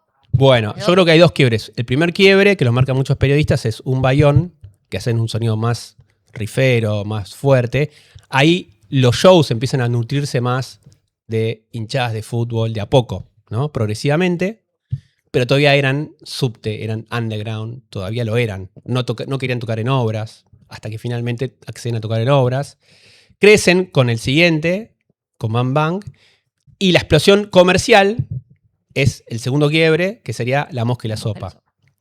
Después viene el disco doble, que para mí artísticamente sí es un poco más flojo que los anteriores. Porque cordero atado.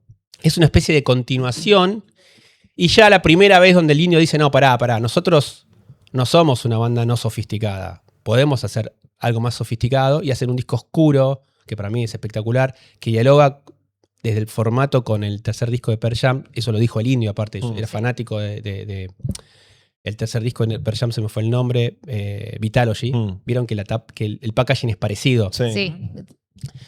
El disco de Los Redondos es mejor que Vitalogy, Los Velitos, y Vitalogy es buenísimo. Pero bueno. Claro. Es un disco, sacando Mariposa Pontiac. Todo lo demás es O sea, yo no sé por qué la metieron ahí. Me encanta. Es como rara en el disco. No va con el disco. No, es más de la mosca y la sopa. Es más de la mosca y la sopa. Pero creo que eso también tenía que ver con la propia irreverencia. Sí. O sea, había como algo de... No te lo voy a dar cerrado el paquete. No te lo voy a dar cerrado el paquete y te voy a interpelar de En ese algún lugar. momento- Que te tengo ahí en un tono y de repente te meto Mariposa Pontiac que... Sí, que estás Es ahí festiva, arriba. que es de los orígenes, de cuando eran Patricio Rey. Claro. O sea, está Patricio Rey, Redonditos, Redondos, Indio. Sí. Claro. Son como las 4 etapas estéticas y sociales de los Redondos. O sea, en Patricio Rey, una banda casi de kermés, contracultural, intelectual, de Con poesía, con performance. universitaria, de universitarios post-hippies y post-mayo francés. El origen ideológico de los Redondos es la contracultura, tanto europea como yankee. Herederos de los viajes de ácido, de la Claro. psicodelia de los 70, ¿no? Sí. La precuela esa de la cofradía de la Flor Solar que integraba Sky. Claro. Hippie, loco, que, no. Esa es la base, con mucha incorporación de lunfardo y toques locales rioplatenses, que eso es muy de Solari. Y por otro lado, a nivel musical, en vez de irse por las ramas con temas de 800 minutos, Sky tendía a hacer canciones y valorar el riff melódico, o una especie en sintonía con lo que era la nueva ola, la New Wave de los 80, que recuperaba la música simple y pegadora después de lo progresivo de los 70, ¿no? Entonces tenés esas dos mezclas.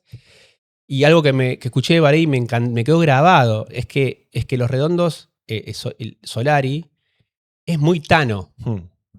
Entonces eso explica fácil por qué tiene ese componente tanguero, por qué usa el lunfardo. Un lunfardo del siglo XXI.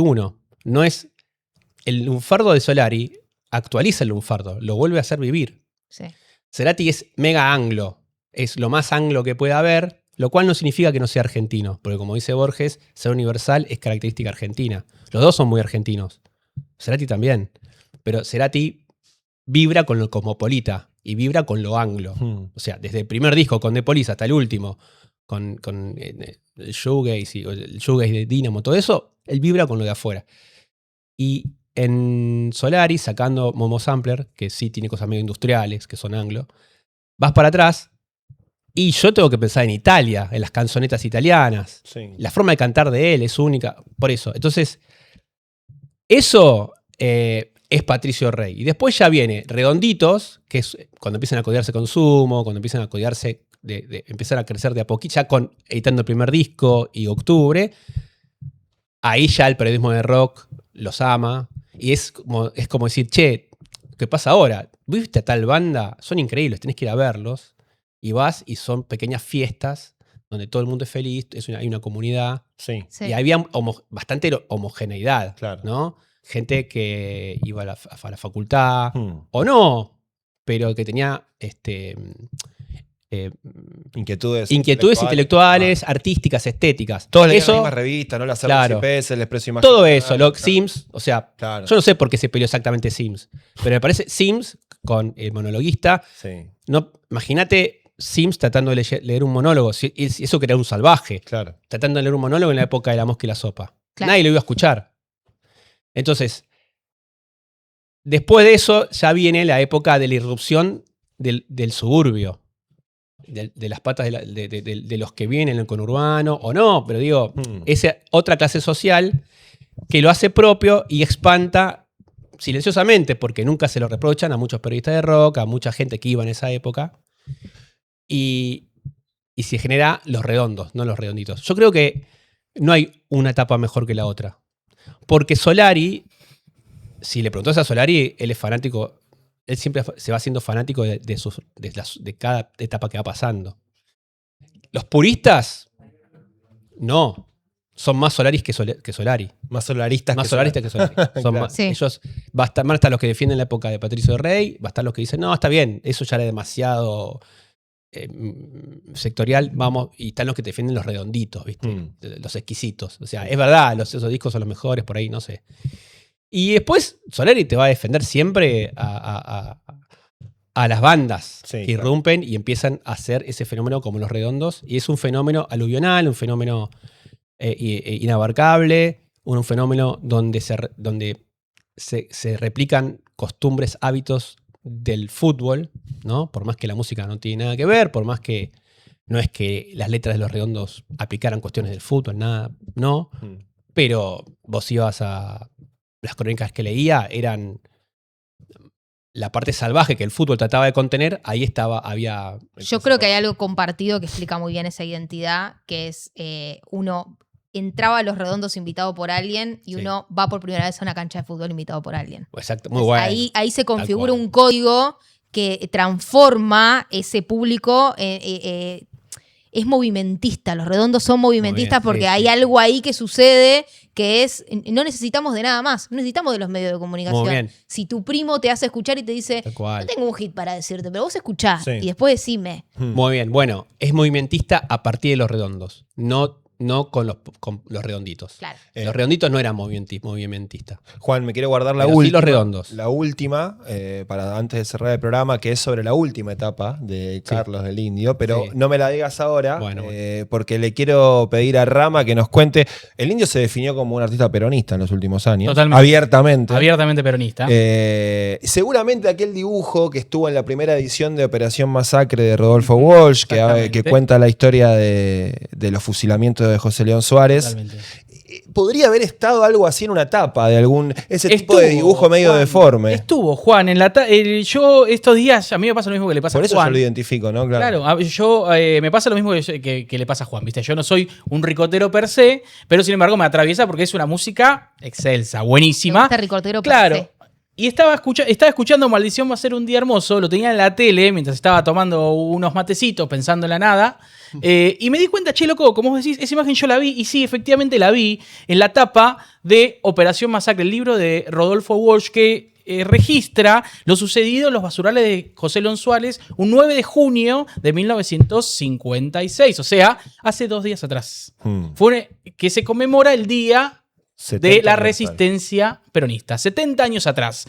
Pasó un recapitulito rápido de qué es lo que pasó, una intención de un levantamiento cívico-militar de la mano del general Valle y el general Tanco, porque bueno, nada, el derrocamiento de Perón en el 55, cuando el general decide el tiempo en vez de la sangre, hace que venga Lonardi como presidente de la nación con un proceso, digamos, como para ordenar a las masas. ¿Viste? El Círculo Rojo de la Argentina dijo, acá los laburantes, los negros, están muy manija, hay que bajarlos un toque. Pero en realidad se dieron cuenta que lo que tenían que hacer era desperonizar la sociedad. Entonces, como Lonardi no le dio para hacer eso, lo volaron, golpe de palacio, y vino el amigo Aramburu. O sea, nosotros todos creemos que el 16 de septiembre viene Aramburu, agarra el poder, pero no, Aramburu llega en noviembre y en marzo sale el famoso decreto 4161 de prohibición de la ideología peronista, directamente de la prohibición de la ideología, no solamente la iconografía, los nombres y demás. Un año después, más o menos, incluso también un año después del golpe, que vamos a hablar la semana que viene, que se va a conmemorar un nuevo aniversario de uno de los hechos más trágicos de la historia argentina, el general Valle con el general Tanco iniciaron este proceso, y en particular lo que registra Rodolfo Walsh en Operación Masacre son los fusilamientos en José León Suárez de la parte cívica de este movimiento cívico-militar. Se juntaron los 12 muchachos, justo el inicio del levantamiento iba a ser con la transmisión por radio de la proclama revolucionaria, que básicamente tenía el objetivo de restaurar la democracia, ponerle fin a la proscripción y restituir la Constitución de 1949. Justo había pelea por el título sudamericano en el Luna Park. El inicio de salimos a la cancha iba a ser la lectura del programa. Nunca llega la proclama porque los servicios de inteligencia, siempre ahí moviendo un poquito las fichas, sabían que iba a pasar, pero no sabían qué día. Van a buscar a los civiles que participaban del levantamiento en busca particularmente de Tanco, pero no se encuentran. Y las 12 personas que estaban ahí las levantan y las ordenan fusilarla. Ese es lo que define el jefe de la policía de la provincia de Buenos Aires. Entre esas personas había una que solamente había ido a escuchar la pelea con los muchachos, que es Juan Carlos Libraga, el único sobreviviente vivo al momento de la fecha. ¿Y por qué lo traigo a consideración? Porque el 17, la semana que viene, va a iniciar el juicio por la memoria de la masacre de José León Suárez. En particular quiero tomarme 2 segunditos para leer porque, por supuesto, en José León Suárez los trasladan después de los vaivenes de dónde vamos, quisieron ir al Liceo de San Martín a ver si los podían básicamente matar ahí, les dijeron que no, que era una locura, se los llevaron de vuelta a la comisaría y en un momento agarran Ruta 8, Camino de Cintura y donde hoy está el natatorio municipal de San Martín, los liberan y dicen, corran por su vida y empiezan a tirar. De esas 12 personas hay 7 que sobreviven. Pero bueno, Valle y Tanco tuvieron otro tratamiento. En particular, Tanco se logra escapar a la embajada de Haití, pero Valle, cuando ve la hazaña que estaba teniendo el proceso militar con los insurgentes para ellos, dice, bueno, me voy a entregar. Y lo terminan fusilando el 12 de junio, días después del levantamiento, pero deja varias cartas.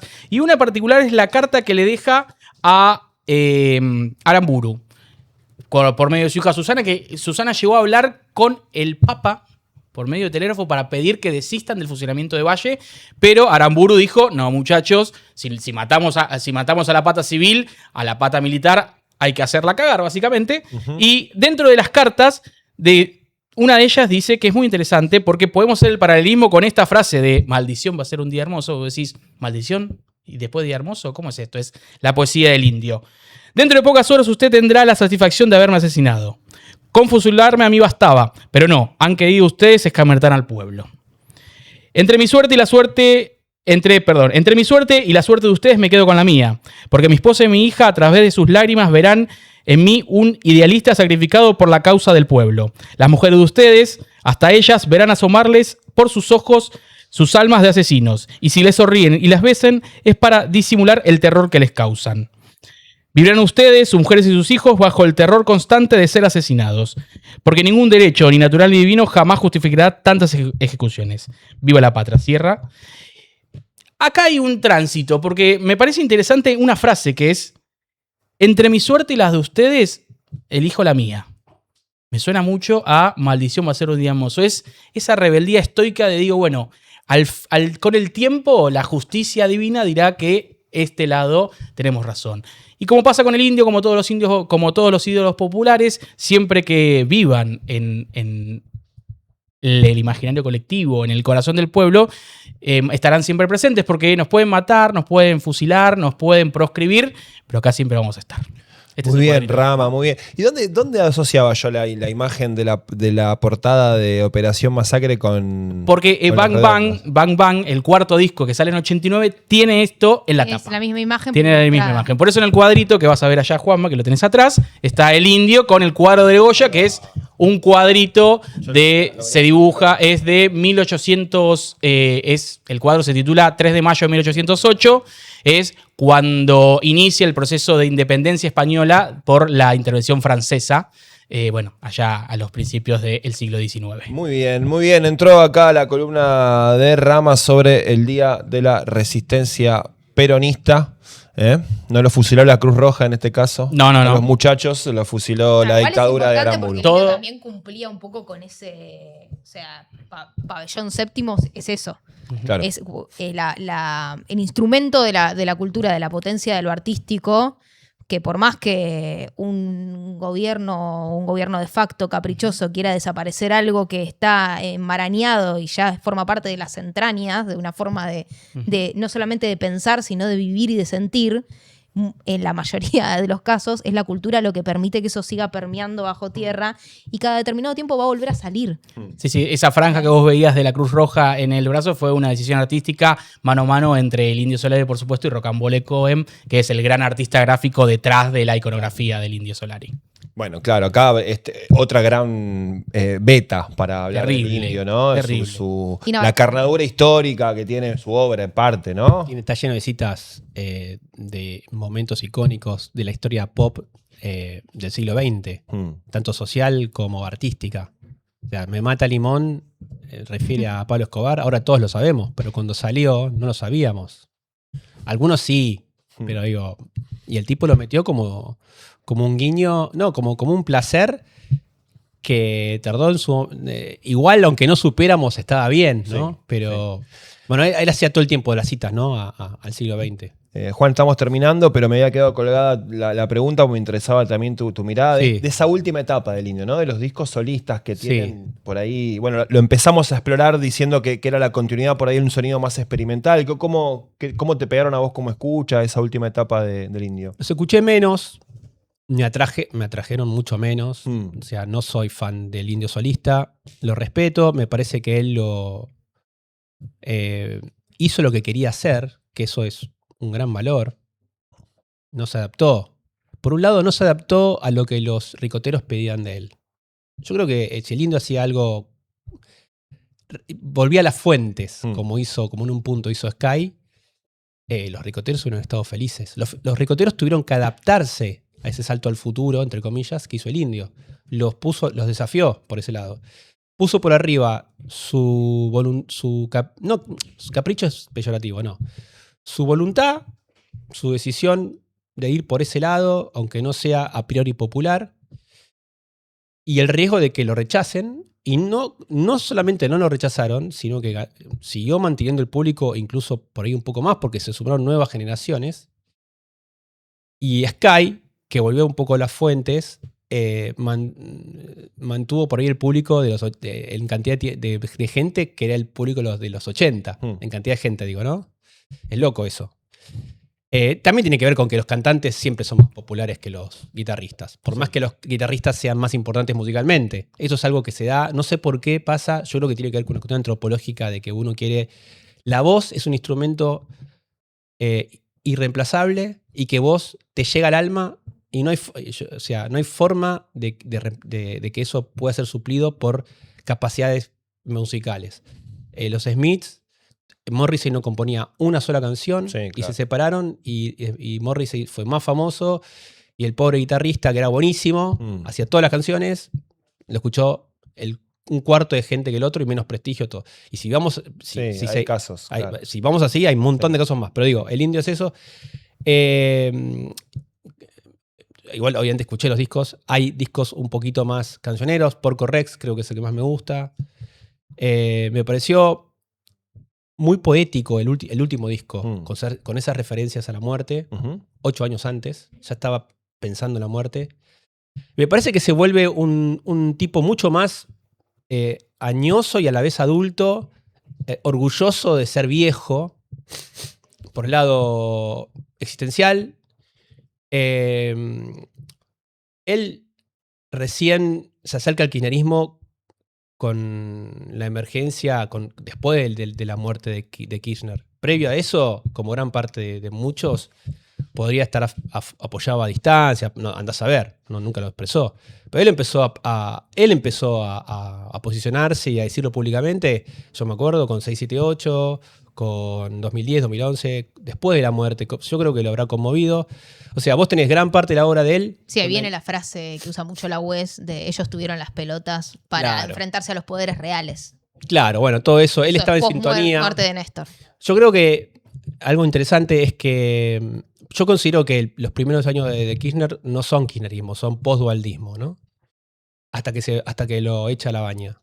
Y después viene un pre-kirchnerismo, que recién emerge con el conflicto del campo y con la ley de medios, la batalla con Clarín, y ahí aparece el kirchnerismo con toda su dimensión.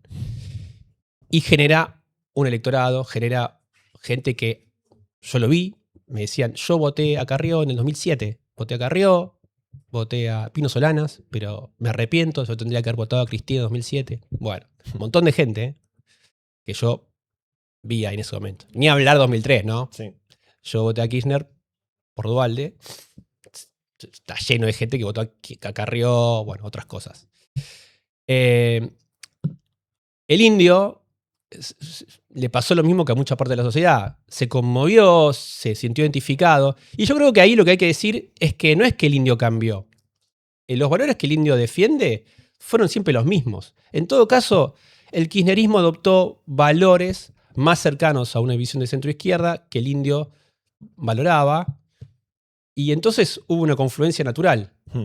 Obviamente apoyada por un bienestar económico que sin dudas era apoyado masivamente por la gente, pero no necesariamente ideologizada. Sí. O sea, el voto garbarino, el voto de poder vivir bien, vivir mejor, comprar cosas que, como no lo supieron mantener, lo fueron perdiendo, ¿no? Pero digo, eso duró hasta que muere Kirchner, que ahí nace lo que, si me pongo exquisito, nace el cristianismo, ¿no? Que es otra etapa.